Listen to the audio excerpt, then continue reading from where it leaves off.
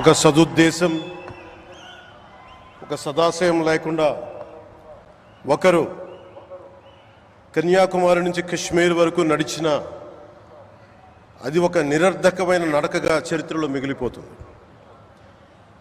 కానీ ఒక సదాశయంతో, ఒక సత్సంకల్పంతో ఇంకొకరు కన్యాకుమారి నుంచి కశ్మీర్ వరకు ప్రజలందరితో మమేకమై వారందరినీ ఏకతాటిపైన నడిపిస్తే అది ఆత్మనిర్భర భారత్ అవుతుంది. అదే కన్యాకుమారి నుంచి కశ్మీర్ వరకు ప్రజలకి వారి పరిసరాల శుభ్రత యొక్క బాధ్యతని తెలియజేస్తే అది స్వచ్ఛ భారత్ అవుతుంది.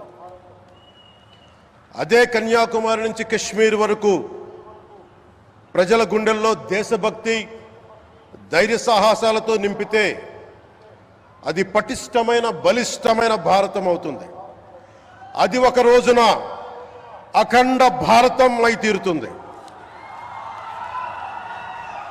ఒక బలమైన భారత్ కోసం, ఒక దృఢమైన దేశం కోసం, జగత్తంతా వసుదైక కుటుంబం అనే భావన కోసం 4.5 దశాబ్దాలుగా పరితపిస్తూ, పరిశ్రమిస్తూ ఆ దారిలో ఎదుర్కొన్న ప్రతి పరాజయాన్ని, పడ్డ ప్రతి అవమానాన్ని నవ్వుతూ స్వీకరిస్తూ, వాటినే విజయాలకి ఇంధనంగా వాడుకుంటూ, దేశాన్ని అభివృద్ధి పథంలో నడిపిస్తూ, భారతదేశాన్ని ప్రపంచంలోనే 3వ బలమైన ఆర్థిక వ్యవస్థగా తీర్చిదిద్దేలా నడిపిస్తున్న మన ప్రియతమ ప్రధాని, మన గౌరవ ప్రధాని శ్రీ నరేంద్ర మోదీ గారికి నా తరపున 5 కోట్ల మంది ఆంధ్రప్రదేశ్ ప్రజల తరపున నా హృదయపూర్వక నమస్కారాలు.